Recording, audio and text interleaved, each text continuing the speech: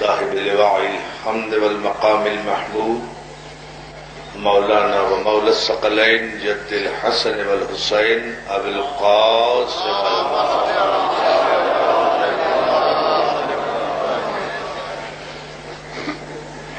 وآله الطيبين الطاهرين المعصومين المنتجبين المظلومين ولعنة الله على أعدائهم أجمعين من يومنا هذا إلى يوم الدين. أما بعد فقد قال سبحانه وتعالى أم يحسدون الناس على ما آتاهم الله من فضله فقد آتينا على إبراهيم الكتاب والحكمة وآتيناهم ملكا عظيما. الصلاة.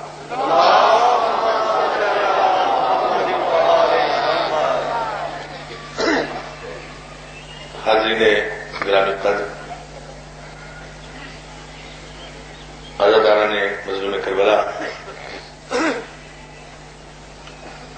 آغاز مجلس سے پہلے مناسب خیال کرتا ہوں کہ بانی مجلس میرے بھائی کے والد ماجد سید شیر علی کربلائی کی روح کو سال ثواب کے لیے ایک صورت آتا ہے. کل عزیزان محترم زندہ رہیے، سلامت رہیے کہ آپ حضرات ماشاءاللہ اس ٹھٹے ہوئے موسم میں اور اس انتہائی برہم ماحول میں گرمی مودت حیدر کرار اوڑھ کر اپنے جذبوں اور اپنے ہم سے گردش دورہ کا مذاق اڑا رہے ہیں اور دنیا پر یہ واضح کر رہے ہیں کہ جو موسموں کے رخ کو بدل دے اسے علی کی محبت کہتے ہیں.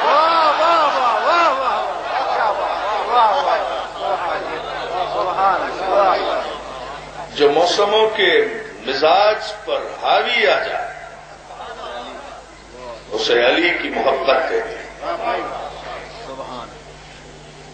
علی نہیں، علی کی محبت کہتے ہیں. جو موسموں کے مزاج پر حاوی آ جائے، جو موسموں کے مزاج پر حاوی آ جائے اسے علی کی محبت کہتے ہیں. اور جو موسموں کے فرشتے کی روح قبض کر لے اسے علی کہتے ہیں.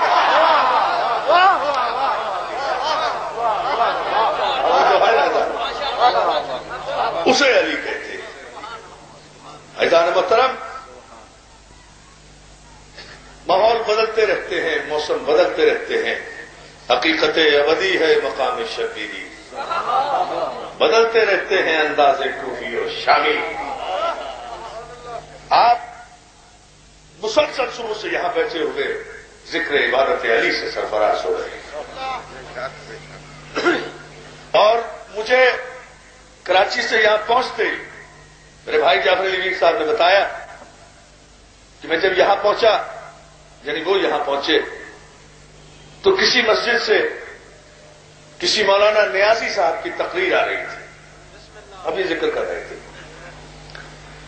اور ان کی تقریر کا سارا لب لباب یہ تھا کہ شناختی کارڈ کا مسئلہ کیسے طے ہو.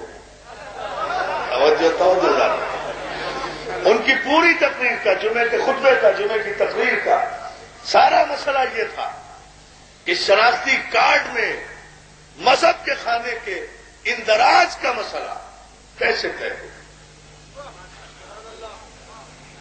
سارے پاکستان کے مسلمانوں کے لیے اور قومی اسمبلی کے اراکین کے لیے ایک مسئلہ بنا ہوا ہے کہ شناختی کارڈ میں مذہب کے خانے کا اضافہ کیا جائے. میں نے علی پارک میں تقریر کرتے ہوئے 14 رجب کو یہ عرض کیا تھا کہ یہ سزا ہے باب علوم رسالت سے دوری کی کہ 1400 برس کے بعد تمہیں مسلمان کہلانے کے باوجود بھی اپنے مذہب کی وضاحت کرنا پڑ رہی ہے. اگر 1400 برس پہلے مسلمان نہ رہتے بلکہ سلمان بن کر علی کے دروازے پر آ جاتے تو نہ مذہب کی وضاحت کی ضرورت تھی نہ وردیت کی صنعت. یا علی یا علی غلط و سلامت رکھیے، آباد رہے، خوش رہے. نہ مذہب کی وضاحت کی ضرورت تھی نہ وردیت کی پہچان کی ضرورت تھی. ایسا محترم معلوم یہ ہوا نا کہ 1400 برس پہلے جو ہم نے بات کہی تھی کہ صرف مسلمان ہونا کافی نہیں ہے. اگر مسلمان ہونا کافی ہے، اور سارا زور اس بات پر ہے، میں آپ کو ذرا وضاحت کر دوں اس کی، یہ مذہب کے خانے کے اضافے کی جو بات کی جا رہی ہے اس کے لیے وضاحتیں کی جا رہی ہیں مسلسل کہ یہ صرف چونکہ قادیانیوں کے نام بھی مسلمانوں کی طرح ہوتے ہیں.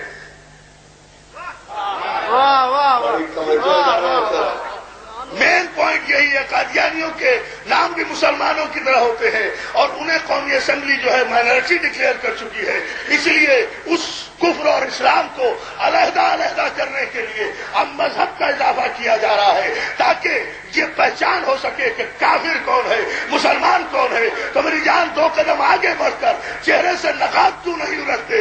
صرف قادیانیوں کے نام ہی مسلمانوں جیسے نہیں ہوتے، ان کا کلمہ بھی مسلمانوں جیسا ہے. یا علی یا علی، پوری طاقت سے حیدر، اور آپ کو سلامت رکھے. ان کا کلمہ بھی مسلمانوں جیسا ہوتا ہے، ان کی اذان بھی مسلمانوں جیسی ہوتی ہے، ان کا فقہ بھی وہی ہے جو سارے مسلمانوں کا اعظم فقہ ہے. اب آپ سمجھے نہ سمجھے، میں جملہ تو کہا ہے، ان کا فقہ بھی وہی ہے. بہت فرما لیں جملے میں رضا محترم، بہت کم وقت ہے، زیادہ زحمت سماعت نہیں دوں گا، مختصر سے وقت میں کچھ باتیں اس کرنا چاہتا ہوں. ان کا فقہ بھی وہی ہے تو مسلمانوں کی اکثریت کا فقہ ہے. ان کا طریقہ نماز بھی وہی ہے.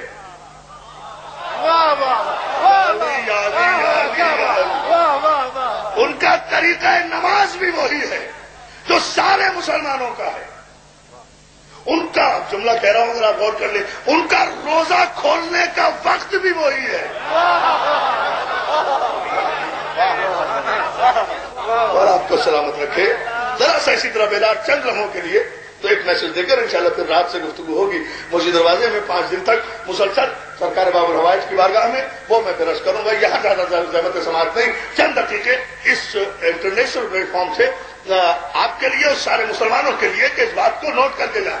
ان کی نماز بھی ویسی جو سارے مسلمانوں کا طریقہ نماز ہے. ان کے قرآن پڑھنے کا انداز بھی وہی جو سارے مسلمانوں کا انداز قرأت قرآن ہے. اس کی وضاحت میں مجھے جانے دیں آپ.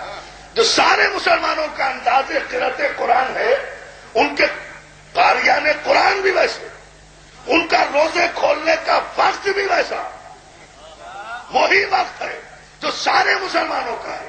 ان کے ارکان حج بھی وہی جو سارے مسلمانوں کا ہے. ان کا نصاب زکات بھی وہی جو سارے مسلمانوں کا ہے. ان کی توحید بھی وہی، ان کا لا الہ الا اللہ بھی وہی اسی جیسا جو سارے مسلمانوں کا ہے. ان کی توحید بھی وہی جو سارے مسلمانوں کی ہے. ان کے یہاں بھی کانسیپٹ یونٹی کا، توحید کا وہی ہے جو سارے مسلمانوں کے درمیان ہے. ان کا خدا بھی تخت پر بیٹھتا ہے. یا علی یا علی یا علی، توجہ بنائے. ان کا خدا بھی تخت پر بیٹھتا ہے جس کے بہت سے تخت چلاتا ہے. ان کا خدا بھی مسکراتا ہے. ان کا خدا بھی روتا ہے. اللہ تو غور ہی نہیں کیا. یہ ان عقائد کے پس منظر میں آخر مسئلہ کیا ہے عزیزان محترم کہ اگر رلانے پر آئے تو خدا کو بھی رلا دیتے ہیں اپنے رونے کو جسٹیفائی کرنے کے لیے. اور جو ہے نا عزیزان محترم، ان کا خدا بھی روتا ہے. اسی طرح جیسے تمام مسلمانوں کا خدا روتا ہے، ان کے یہاں بھی توحید کا وہی کانسیپٹ ہے جو سارے مسلمانوں کے درمیان ہے۔ تو جب مسئلہ یہ ہے، توجہ، مرزا غلام احمد نے کوئی نیا فقہ نہیں دیا، اسی فقہ پر چل رہا ہے، وہ بھی مقلد ہے۔ توجہ، وہ بھی اسی فقہ پر چل رہا ہے، کوئی نیا فقہ نہیں لایا، وہی شریعت دے رہا ہے، کوئی نئی شریعت نہیں لایا، وہی طریقہ نماز دے رہا ہے، کوئی نیا طریقہ نماز نہیں لایا، وہی قرآن پڑھ رہا ہے، کوئی نیا قرآن نہیں لے کر آیا، اسی آیت سے استدلال کر رہا ہے جس سے مسلمان خاتم النبیین کا استدلال کرتے ہیں، اسی سورہ بہت توجہ سورہ مبارک احزاب سے استدلال کرتا ہے۔